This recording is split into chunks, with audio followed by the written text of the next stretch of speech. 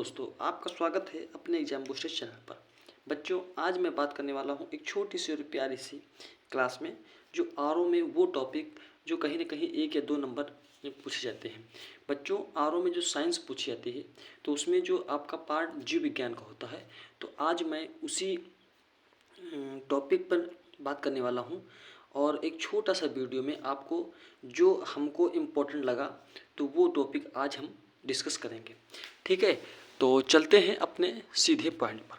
बच्चों, आपको बता दें हम कि कहीं ना कहीं जो आपका ये टॉपिक है, तो सारे जो भी एग्ज़ाम वनडे एग्ज़ाम कंडक्ट कराए जाते हैं उसमें सारे जो है एग्ज़ामों में पूछे जाने की संभावना है और पूछे ही जाते हैं।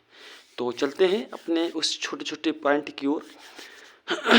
अगर बात करते हैं सबसे पहले कोशिका की खोज, तो कोशिका की खोज किसने की थी? तो बच्चे आपको बता दें, लुवेनहाग ने जो है कोशिका की खोज की थी।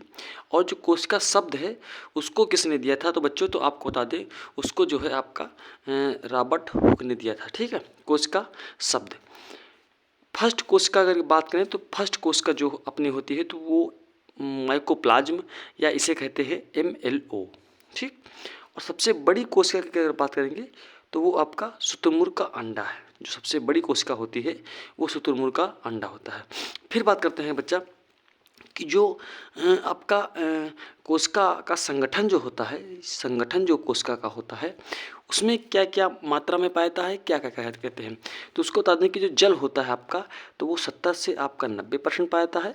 प्रोटीन की अगर बात करेंगे तो वो 10 से 15%। और कार्बोहाइड्रेट की बात करेंगे तो वो आपका 3%। और लिपिड्स की बात करेंगे तो वो आपका 2% जो है पाए जाते हैं। उसी का अगर बात करेंगे हम तो माइटोकॉन्ड्रिया, तो माइटोकॉन्ड्रिया को ऊर्जा का सिक्का कहते हैं। और इसको इंग्लिश में आपका पावर ऑफ हाउस भी कहते हैं माइटोकॉन्ड्रिया को। और आपको बता दें कि जो माइटोकॉन्ड्रिया है इसको बच्चा इसकी खोज जो है आपका अंडमान ने की थी, अंडमान ने की थी। और आपको बता दें कि माइटोकॉन्ड्रिया में एक उंगली जैसी संरचना बनी होती है, उससे बच्चा हम कहते हैं क्रिस्टी। ये भी पूछी जाती है कि जो संरचना होती है उंगली से, क्या कहते हैं उसको? तो उसको बच्चा आप कहते हैं क्रिस्टी कहते हैं।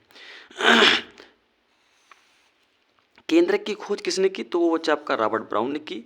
पेंसिलिन की खोज तो वो आपका एलेक्जेंडर फ्लेमिंग ने किया। पेंसिलिन की खोज। राइबोसोम की खोज यानी राइबोसोम की खोज तो बच्चा आपको प्लाइडे ने की। ठीक है, उस किसने की? तो प्लाइडे ने की।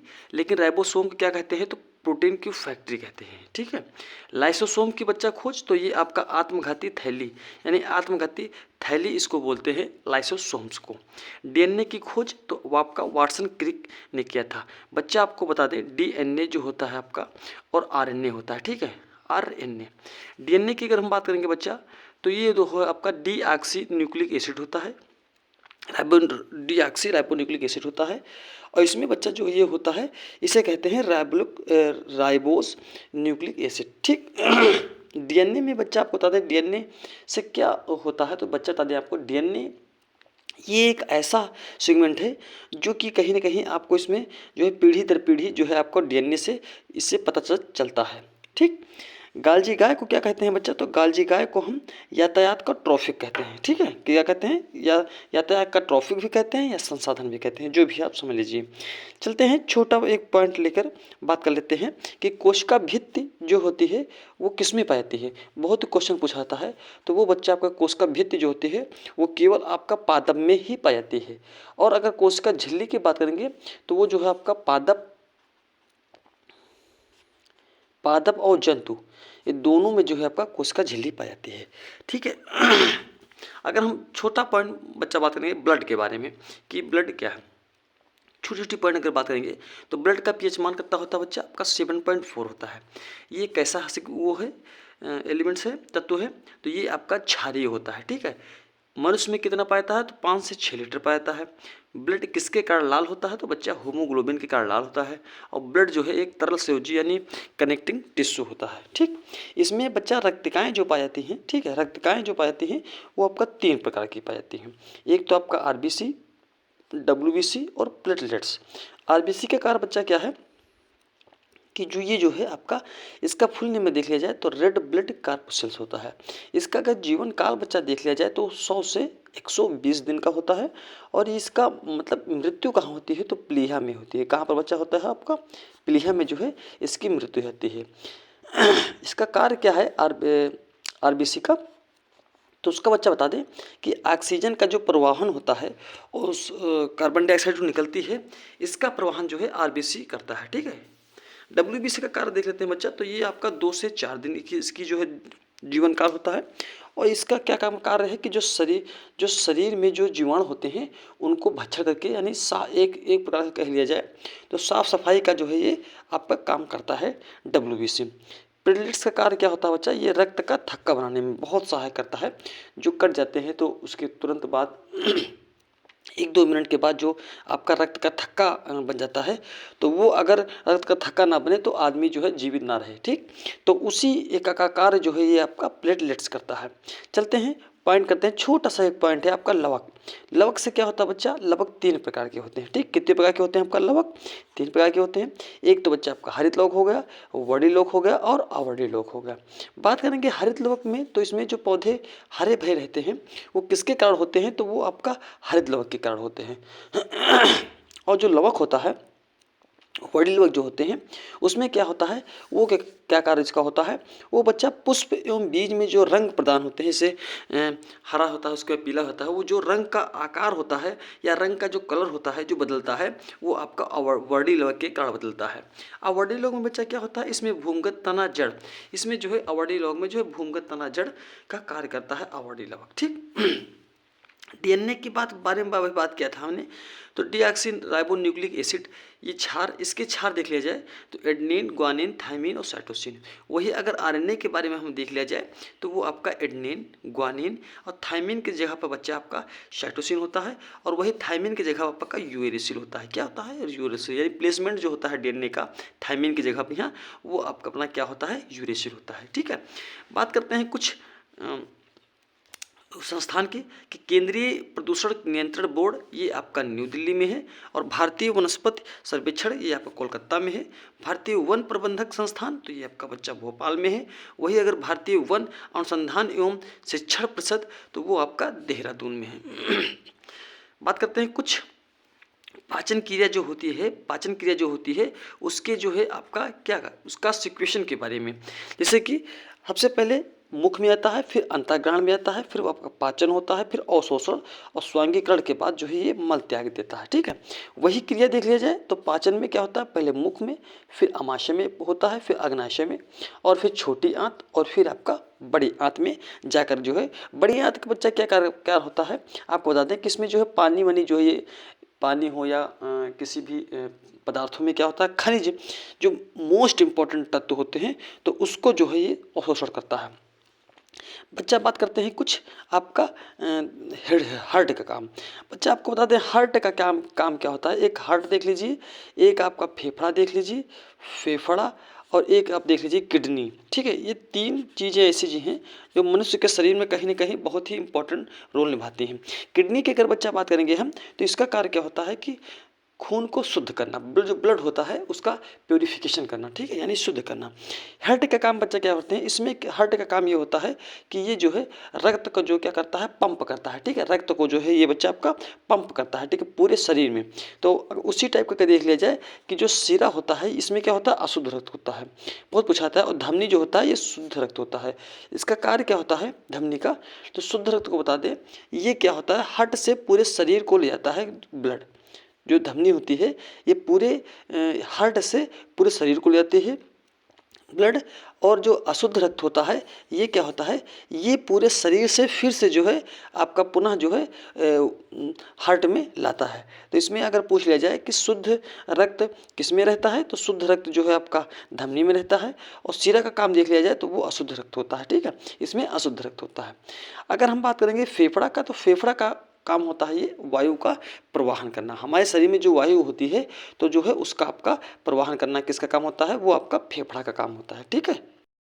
कहीं ना कहीं देख लिया जाए अगर विटामिन के बारे में कि विटामिन की रोल क्या है अपने शरीर में, तो अगर विटामिन ए की कमी से देख लिया जाए तो वो बच्चा, उसका अगर साइंटिफिक नेम देख लिया जाए तो उसका जो है आपका रतौंधी है, और जितने भी मोतियाबिंद हैं, ठीक है, जितने भी आपके वो हैं रोग हैं, डिजीज़ हैं, किससे संबंधित, यानी आँखों से संबंधित, तो वो जो है आपका सब विटामिन ए से होते हैं।